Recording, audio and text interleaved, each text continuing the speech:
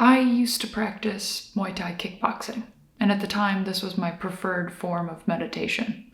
It might seem like a kind of violent meditation to outsiders, but at the time it was a complete refuge. I started attending Muay Thai classes as a novel way to get some exercise, but soon after I grasped the basic techniques, it turned into something else entirely.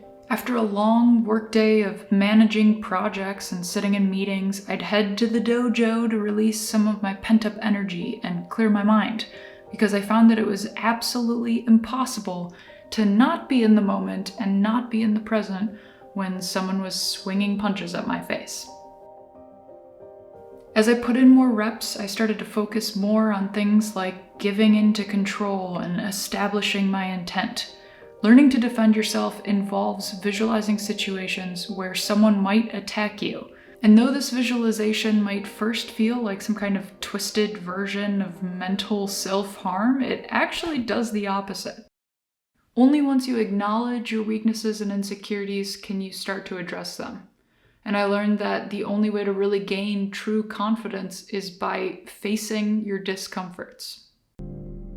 For me, this meant slowly learning to welcome the stress and give into it. Ironically, fighting with all of your might to resist just really exhausts your defenses. In order to keep calm, I had to focus on regulating my breathing and stay receptive so that I could be ready to react quickly when I saw an opening. Unfortunately, this mode of enlightenment did not last for me very long. Being a tall person gives you the advantage of a long reach, but it also gives you a pretty weak core. I didn't know enough about keeping my training symmetrical, so a few years ago, I overtrained one side of my body, slipped a disc in my spine, and that was that.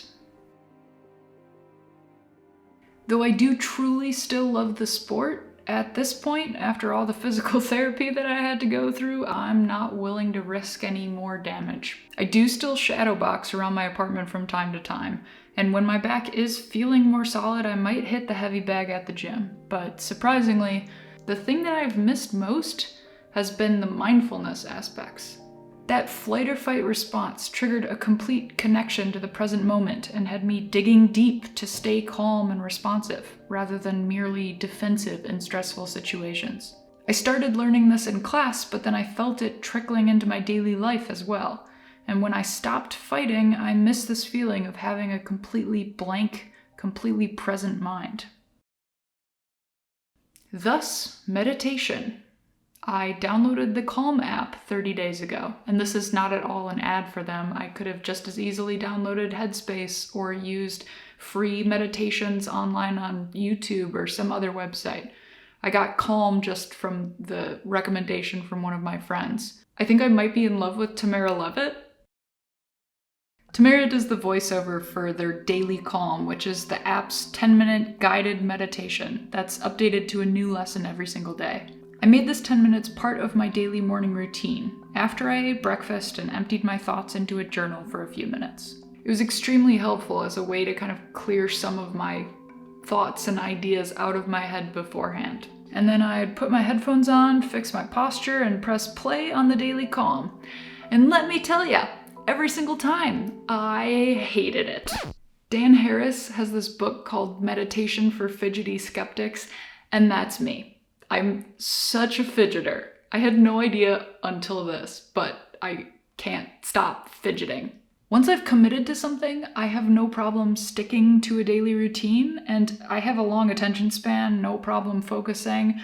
But man, I never realized how much I fidget. Every single time I sat down to do this, my brain was, I hate this, I hate this, I hate this. But I mean, deep breathing is really nice. I definitely need to soften my face a bit more. My legs hurt. This sucks. One of my feet is colder than the other one. This is so pointless. Wow, I must really need this. And on and on and on. I thought that meditation was supposed to be calming. The app is called Calm, but that's not at all how I felt. Every single time I pressed play, I had to deal with a tidal wave of fidgeting, hatred, shallow breathing, aches, pains, and discomfort. But, as I said earlier, You can only ever gain true confidence by facing your discomfort. And even a tidal wave is going to recede back into the ocean. I hated it, and then I loved it. Just like Muay Thai, there's this initial fight or flight response, and then there's the welcoming of stress, giving in and being receptive to it rather than resisting. Focus on breathing. Be open. Stay here. Stay now. This 10 minutes has now become something I look forward to, and it's actually started to influence my days as well. I find myself getting stressed out, and I'll take a minute to take a couple of deep breaths, which was not at all something that I would do before this. I even started using the sleep meditations that they have on the app in order to fall asleep at night. And I'm a super light sleeper, and it usually takes me an hour to fall asleep. The first time I did it, it took less than 10 minutes, and I thought it was a fluke. So I tried it again the next night, same thing, and I can't not do it now. I am obsessed. Why would I not do it?